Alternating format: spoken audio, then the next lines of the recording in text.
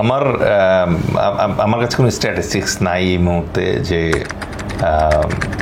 বিভিন্ন cadet college যে আছে সেই ক্যাডেট কলেজের কত পার্সেন্ট বিমান বাহিনীতে যায়, কারণ আর্মি, নেভি এবং এয়ারফোর্সের যে অফিসার্স রিকোয়ারমেন্ট তার ভিতরে সবচেয়ে কম লাগে হচ্ছে এয়ারফোর্সে, কারণ ওদের মানে সংখ্যাটা আনুপাতিকভাবে কম।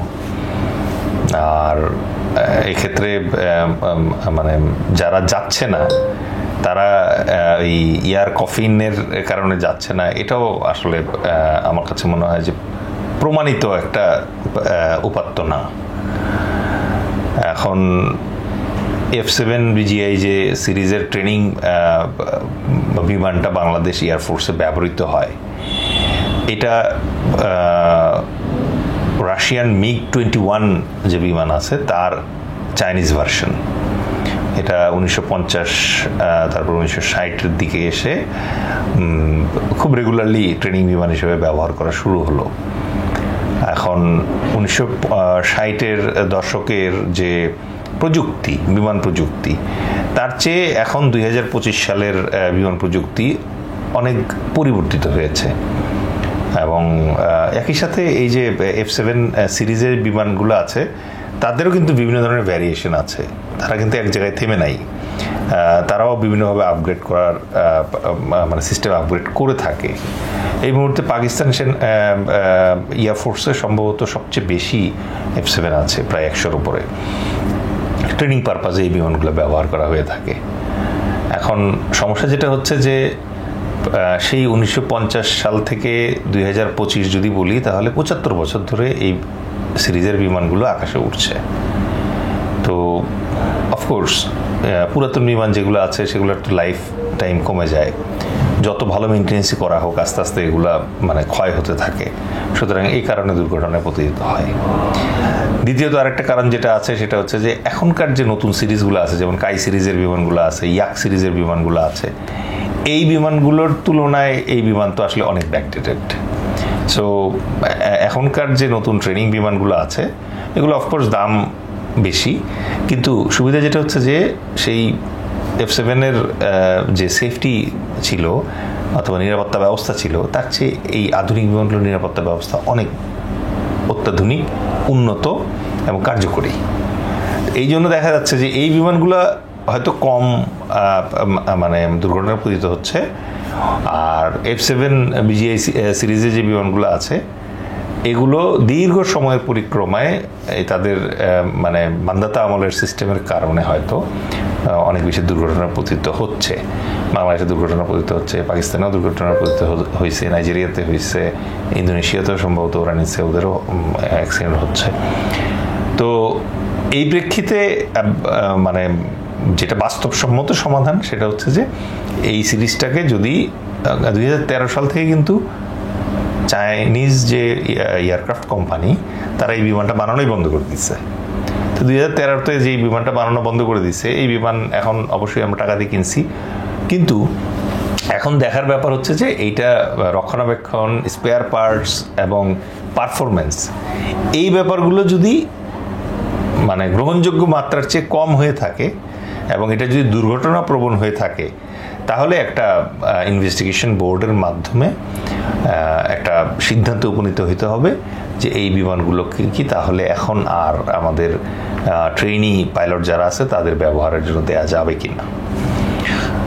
এবার যে অংশটুকু আপনি বললেন যে ক্যাডেট কলেজের ওরা কি ভয় পাচ্ছে কিনা, এখন ভয়ের তো আসলে কোনো ব্যাখ্যা নাই। যখন জাওয়াদের মতো পাইলট মারা যাচ্ছে, তকিরের মতো পাইলট মারা যাচ্ছে চোখের সামনে, তখন যারা মানে নেক্সট ক্যারিয়ার পারসিউ করবে তার যদি বেটার অপশন থাকে, নিরাপদ অপশন থাকে, তাহলে তো সে সেটাতে ট্রাই করবেই।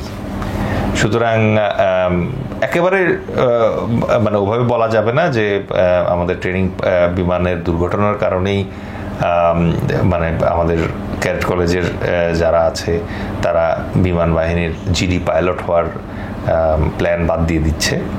বাট এগেইন এরকম দুর্ঘটনা যদি অনেক ঘটে তাহলে একটা ইয়াং ছেলের যতই আগ্রহ থাকুক তার পরিবার তো ভয় পাবে, তারা হয়তো এটা দিতে ভয় পাবে।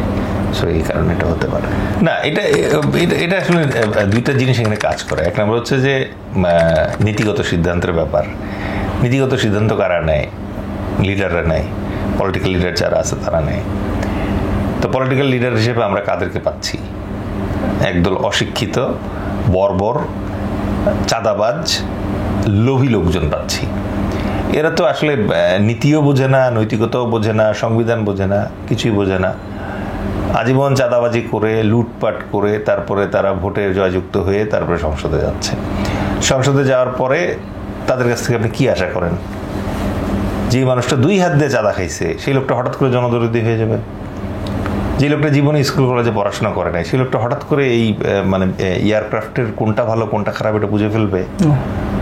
সে তো সারাক্ষণ ধান্দায় থাকে যে ওই এয়ারক্রাফট নতুন কেনা হবে, এখান থেকে কত টাকা সে পকেটে ঢুকাইতে পারবে, কমিশনের ধান্দায় থাকে। তার কাছে দেশ কোনো প্রাধান্য পায় না, তার কাছে জনগণ কোনো প্রাধান্য পায় না। সে শুধু জানে কিভাবে বড় অঙ্কের টাকা লুটপাট করা যাবে। দায়ী এখনকার যে বিমান বাহিনী প্রধান আছে তাকে দায়ী করা যাবে, তার আগে যে ছিল তাকে দায়ী করা যাবে, তার আগে মানে মূল জিনিসটা যেটা জানা খুব রাজনৈতিক, যে মানে এই বিমান তো 2011 থেকে 13 সালে কেনা হয়েছে আমার জানা মতে। তখন কি আনন্দ সাহেব ছিলেন? না, তা তো ছিল না। তো এখন তাহলে প্রশ্ন আসতেছে যে তাহলে উনি সংশোধন কেন করলো না? সংশোধনের জন্য মানে রাজনৈতিক সদিচ্ছার দরকার আছে। এরকম কথা তো আমরা শুনতে পাচ্ছি যে পার্শ্ববর্তী দেশ চায় নাই যে আমাদের দেশে ভালো কোনো বিমান কেনা হোক। পার্শ্ববর্তী দেশের পরামর্শে শেখ হাসিনা নাকি মানে আমাদের বৈমানিকরা যেন অনেক বেশি আকাশে উঠতে না পারে সেই জন্য তাদের ফুয়েল মানে কম দেওয়ার নির্দেশনা দিয়েছিলেন। এগুলো শোনা কথা, আমি ঠিক জানি না। এখন একটা দেশের প্রতিরক্ষার সিদ্ধান্ত এককভাবে একজন নেন না। সুতরাং যার কথা আপনি বললেন তার ব্যাপারে কিছু দুর্নীতির অভিযোগ এসছে। একটা ফ্ল্যাট নাকি আমি শুনলাম, পেপারে দেখলাম যে উনি উপহার দিয়েছেন 2 কোটি টাকা দামের ফ্ল্যাট। আমরা এখানে $1 মিলিয়ন বিমান নিয়ে কথা বলতেছি, 2 কোটি টাকার ফ্ল্যাট মানে দুইটা এক জায়গায় মিলায় ফেললে হবে না।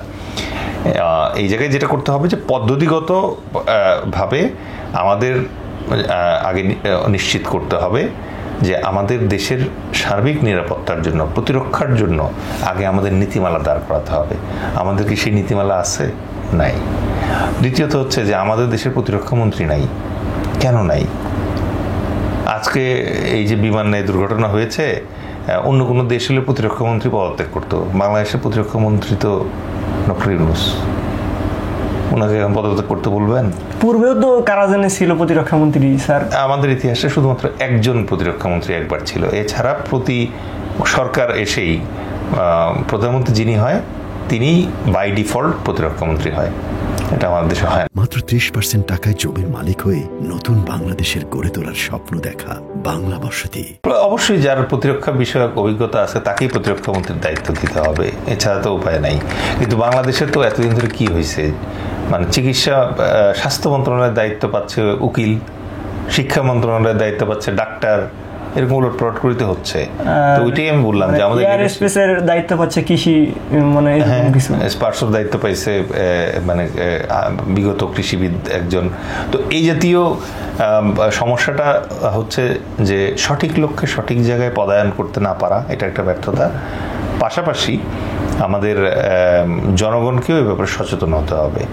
আপনি যাকে চাঁদা দিচ্ছেন সে তো চাঁদাবাজ, তার কাছ থেকে আপনি এই প্লেন, এই প্রযুক্তি, এগুলো নিরাপত্তা, এগুলো আপনি আশা করে লাভ নাই। সুতরাং যেটা আমাদের জনগণকে করতে হবে সেটা হচ্ছে প্রথমেই নিশ্চিত করতে হবে যাকে চাঁদা দিচ্ছে তাকে যেন ভোট না দেয়। আজকে আপনি F-7BG এই বিমান নিয়ে প্রশ্ন তুলতেছেন, আপনার রাস্তার বাসগুলোর দিকে তাকান না, ওগুলো তো এত দামি জিনিস না। তা আমাদের বাসের ছাল চামড়া ওঠা কেন? প্রত্যেকটা বাসের ছাল চামড়া ওঠা কেন? তো আপনি যেই দেশে মনে করেন যে রাস্তার বাস ঠিক করতে পারেন না, সেই দেশে আপনার বিমান ঠিক করে ফেলবে, কারণ আপনার দেশের মন্ত্রী, আপনার দেশের এমপি যারা আছে তারা বাসের লেভেল পর্যন্ত পৌঁছাতে পারে নাই। আমরা কেউ আশায় মনে করেন যে ওই রাফেল লেভেলে কথাবার্তা বলি। রাফেলের নাম শুনলে পরে আপনার প্রধানমন্ত্রী শুরু করে নিচে যত মন্ত্রী আছে সবাই মনে করেন যে থলে নিয়ে হা করে বসে যাবে। কে কত চাঁদা খাবে, কে কত টাকা বানাবে এখান থেকে। তো এই হচ্ছে বাংলাদেশের বাস্তবতা। সুতরাং আমাদেরকে আগে আমাদের লিডারশিপ চেঞ্জ করতে হবে। আমাদের মানে সৎ যোগ্য লিডার সিলেক্ট করতে হবে যাদের নিজের খিদা কিছুটা মিটছে।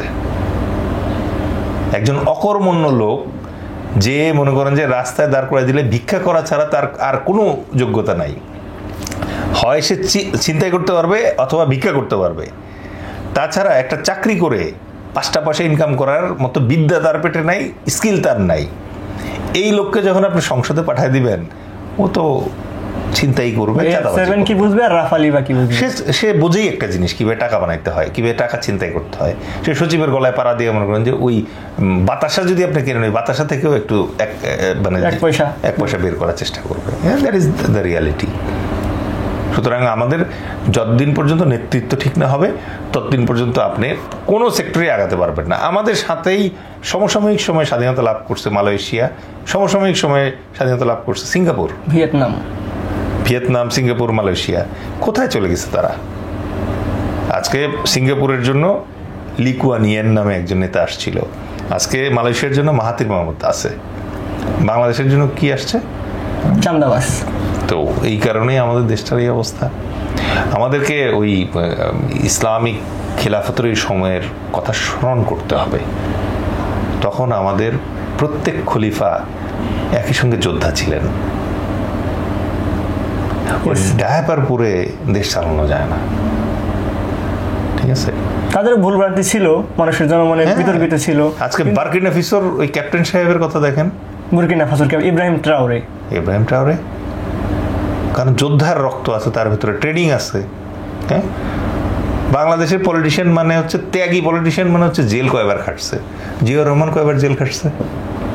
একবার না, কয়টা মামলা ছিল তার এগেইনস্টে? একটা না। তো আপনি ভদ্রলোক হয়েও তো রাজনীতি করা যায়, কিন্তু আমরা ধরে নিচ্ছি যে চোর, শেষর, জেল, দাগি এরা হচ্ছে আমাদের পলিটিশিয়ান, আমরা এভাবে মেনে নিচ্ছি। তো ওইখানে তো ভুল। আমাদেরকে সঠিক নেতৃত্ব খুঁজে বের করতে হবে। আমাদের সামনে একটা ইলেকশন আসতেছে, একটা মহা সুযোগ। এই সুযোগে আমাদেরকে নিশ্চিত করতে হবে যে আপনি যার নিজস্ব এলাকায় যাকে ভোট দিচ্ছেন, অ্যাটলিস্ট এনশিওর করেন যে এই লোকটার পড়াশোনার ব্যাকগ্রাউন্ড কি, অ্যাটলিস্ট এনশিওর করেন যে এই লোকটা নিজের দক্ষতা দিয়ে, নিজের যোগ্যতা দিয়ে কখনো ইনকাম করছে কিনা তার লাইফে, ঠিক আছে? 3 নম্বর হচ্ছে এই লোকটার ব্যক্তিগত লাইফে কখনো ছোট, মাঝারি অথবা বড় রকমের কোনো প্রজেক্টে কাজ করছে কিনা, তার সেই যোগ্যতা আছে কিনা। 4 নম্বরে গিয়ে আপনাকে দেখতে হবে যে এই লোকটা কি লিডারশিপের ব্যাপারটা আদৌ বোঝে কিনা। পঞ্চমত আপনাকে একটা জিনিস দেখতে হবে যে এই লোকটার কি অ্যাটলিস্ট ওইটুক পড়াশোনা আছে কিনা যেটা দিয়ে সংবিধান নামের যে বইটা আছে এই বইটা খুলবে, পড়বে, সংশোধনীগুলো জানবে, এইটুক আক্কাল তার মাথায় আছে কিনা। এটা যদি না থাকে ভোট দেন না। আপনি শুধু এইটুক যোগ্যতা সম্পন্ন লোক যদি সংসদে পাঠাতে পারেন, আগামী 5 বছরের ভিতরে বাংলাদেশের চেহারা চেঞ্জ হয়ে যাবে।